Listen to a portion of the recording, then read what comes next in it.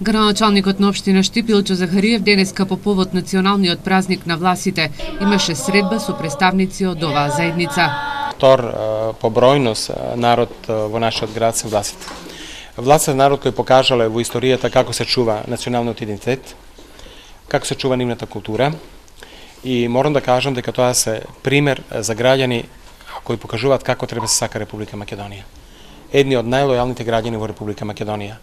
На овој денешен ден, на 23. мај 1905 година, султанот ги призна властите како етнос, како посебен етнос на Балканот. И од тогаш фактички овој празник се празнува како национален празник на властите. Александар Џамбазов, еден од повозрасните представници во делегацијата која денеска имаше прием кај штипскиот градоначалник, вели дека ова е голем ден за власите, кои со векови опстојуваат на Балканскиот полуостров. 82.000 власи има. Те баш кажа оваа година, не знам кој дато беше, 82.000 власи има тука Македонија. И од сточниот дел, и од там, и од кај Србија, од кај Руманија, од Грција, секаде, значи толку со 82.000 власи.